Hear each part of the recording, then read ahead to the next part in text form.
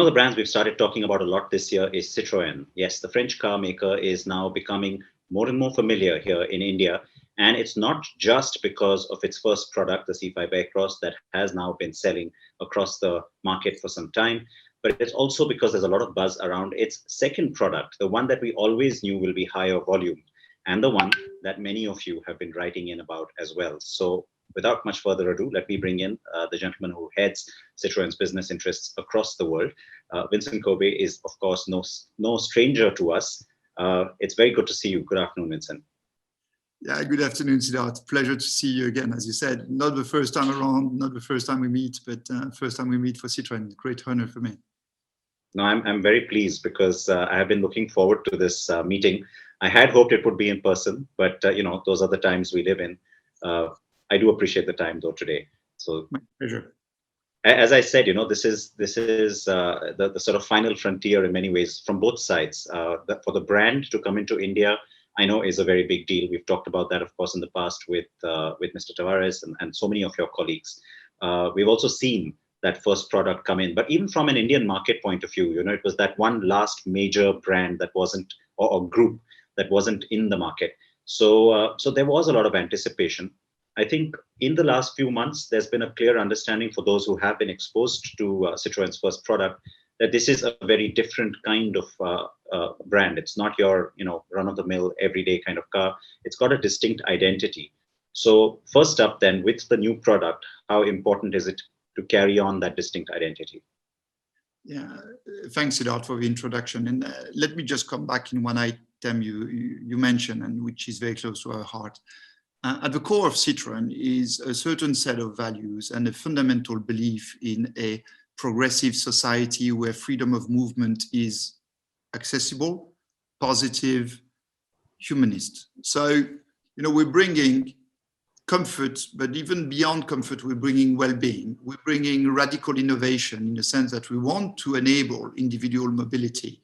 And we do all of this with a certain passion for audacity, design, and a very progressive mindset, as I mentioned. So that's C5 Aircross for you. And we really wanted to start the Indian market introduction by a very targeted, obviously based on the price point, but very relevant, flag bearer, a vehicle that would, as you rightly mentioned, show a different take on the car, a car that is made to enjoy journeying, to provide well-being, to take care of the whole family, and at the same time to have a different twist in terms of style, innovation, space, and technology. So that's where we are now. And obviously, India is a massive market, and what we've done so far is just tip our toe in the Indian market from the high end. What we talk about today is the first of a family of 3 cars that will aim at the core of the market. And obviously, knowing India, we start by a sub-4 meter compact vehicle, which aims to combine the best of both worlds. It will carry the values of Citroën. It will provide innovation, color, optimism, comfort, technology. But at the same time, it will answer to the Indian customer core needs: space, protection, affordability, reliability, the existence of an ecosystem. There's a very long list, and India is not the last frontier. It's to a large extent the most difficult, and it should be the first frontier based on the intensity of a competition, but also the demands of this particular customer. So we are excited, proud, and I think quite well prepared to address this market. You mentioned the C-cubed strategy and how there will be 3 products. This aspect of having a very clear direction and plan, which brings in economies of scale, which brings in a certain product commonality, and yet offers a sort of different offering from the point of view of body style or functionality, etc. As we go forward. How important is it to get this right from an Indian perspective? Because I know that these products are not necessarily just for India in the long term. There's various elements in this. First, when you launch a brand in a particular large market like India, it's not a one-car issue. You need to offer diversity. You need to offer a choice to customers. That's number one. But clearly, you also need to have a regularity of launches. You need to keep the communication, the activity, the newness going. we will, of course, rely on a network of dealers. And we've had the chance of recruiting some of the most valuable, best performing dealers of India. And we need to make sure that they have constant activities and traffic in their dealership. And obviously, not everybody has the same needs. So all of this means we want a family of vehicles. We've decided to launch a series of free cars at a reasonably regular interval, and we will address the various key needs of the Indian market. That's fundamental. We also believe that it will give us scale progressively.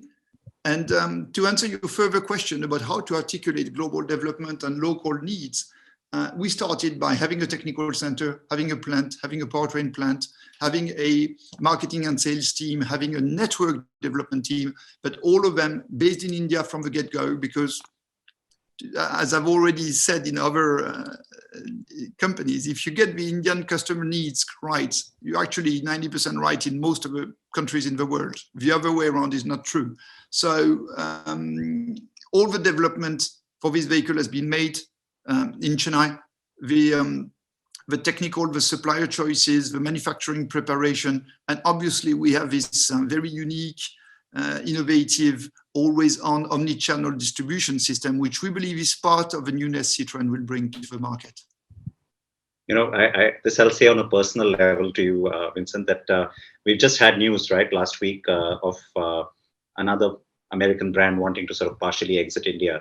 In that sort of scenario, it's very heartening for me to know that you really get the market, because, you know, you've spent a lot of time here. I know you understand the point you make about the Indian consumer being so demanding. It's a valid point. How does the new C3 meet those requirements? Because as you mentioned, it's important to get into this segment from a volume perspective. It's also the most competitive. I think, and again, I'm not going to preach to the converted in terms of the complexity and the needs of the Indian market, but there's a number of things I would, personally think you need to get right. There are fundamentals, there are methods, there are details. Fundamentals, right product. Style, space, posture, dimension, powertrain, obviously cost and price, durability. Then you need to adapt the particular elements to the Indian needs. Okay, I'm not going to labor the point about the horn being extremely powerful, but beyond that, there's a lot of issues related to road qualities, to dust, to heat, to air conditioning, to connectivity. And then you need to bring spice. You need to find a way to bring new things to the market. I've talked about technology. I've talked about distribution model. We'll talk a lot about color. We'll talk about light and optimism in the vehicle. But also, and this is what fascinates me about India, is this is not one market. This is a variety of markets, from the north to south, the east to the west. The preferences in terms of body colors, accessories, interior trims, and so on are substantially different. So we also need to build in this capability to adjust, to tailor to the specific needs of the specific cities. So, for me, it's a process. It's respect, admiration, consider India as a learning experience for any brand from anywhere. And then you build in fundamentals, flexibility, local inputs, reactivity. And I think we've walked that path reasonably well from my knowledge of the market and my last year's experience for the Indian project. So let me ask you this then. Why the C3 as the first made for India, made in India product? Why is it not the C3 Aircross? Why have you not done the cliched thing of, saying, oh, look, SUVs is where all the action is. Let's only go after that. Because I, of course, understand that where you are going, there is still big volume. But I'm just talking about the headlines that the media likes. We believe it's important to address core needs. And we are still talking to a market where the freedom and the wonders of individual mobility need to be enhanced, need to be excited, needs to be satisfied. And that's the so-called BH sub 4 meter segment. So we wanted to make our first statement here. It doesn't mean we've completely ignored the benefits of SUVs. When you look at the car, you see that we have accepted or embraced a substantial SUV influence in the vehicle, in terms of posture, in terms of protection, in terms of space. But when you start, you need to demonstrate your credentials and your credibility, and that's where we entering through the sub-4 meter. Obviously, as we implement new elements to the strategy, as we grow the family, we'll address the evolutions of the market, and we know what they are. But you know, it's always best to start by the core and expand, rather than go for the flashy, trendy thing and not be credible in the center. I'm very pleased, to be honest, because, you know, it's a segment that needs more action, frankly. And the buyer is definitely very, very interested. So, you know, there is no mistaking that. You mentioned that the car has to, you know, be a certain kind of product to get that attention from the consumer. These days, of course, it's all about looks, it's all about connectivity and technology and safety. These are three very key pillars. How do you differentiate yourself when it comes to these three spaces? Because it's also where the consumer's attention is constantly being pulled in different directions. You know, exterior style, interior style are things that we have a long history about. And I think C5 Aircross is a proof in itself. And I think it has two very fundamental dimensions for us. First, we're keen in proportions. We're keen in an elevated level of surface treatment. But on top of that, we really want to be different. We have a styling identity which resides on extremely smooth and I would say opulent, sexy surfaces and very clear, sharp technical elements. And that's what makes the Citroën design. So you have a very approachable, gentle design, but which gives itself the freedom of having sharp technical elements to show that they're there, but they are not overwhelmingly driving the elegance of a vehicle. So that's what Citroën is, and that's what this car is, and that's where the family will carry, and you will see that we can bring this up to a very interesting level. Second, you know, if you look at beyond the glamour of the initial advertising, the benefits of a vehicle in India, what is it? Space. Can you carry your family? Can you carry your luggage? Can you satisfy your family? The car we talk about today, C3, will have, I would say, superior space in the category. Then obviously you're keen about durability.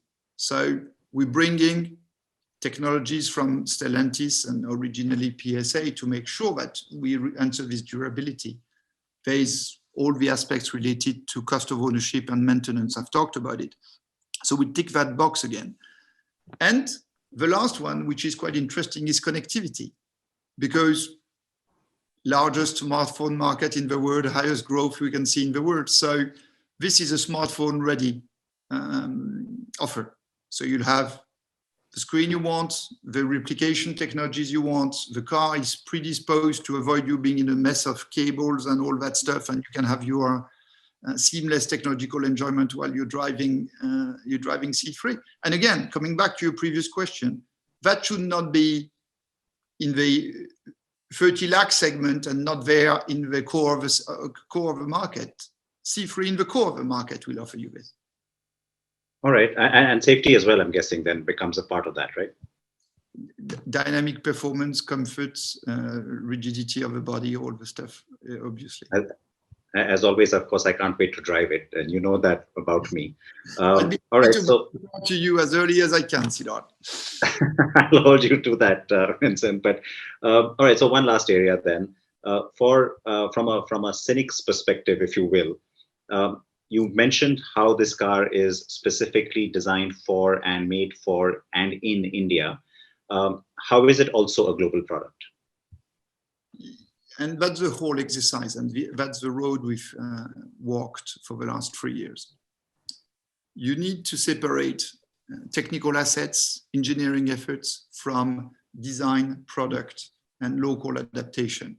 So obviously, when it comes to platform development, to powertrain development, we're talking global standard, global development, and a global program, if you wish. Now, when we talk about the family of 3 cars of the Indian market, they've been engineered, developed, industrialized, sourced in India for India. Now, the particular case, knowing the capabilities of India, the platform was also developed in India, but that's for a global intention. But the vehicles themselves have incorporated the know-how, the experience, and the particular interests of our teams based in Chennai. And that to me is quite important, because the family usage, the road situations, the variety of geography and climate, obviously the trends and the particular, be it color or environmental experiences required, we can't invent them, but on top of that, we can't measure them from outside of India.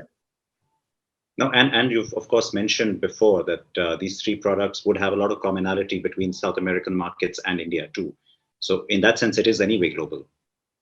Yeah, when it comes to common technical organ bank, I would say obviously there'll be a lot of commonality. When it comes to the specificities of detailed design or product definitions, or I would say tuning and durability, they will be adapted to the local conditions.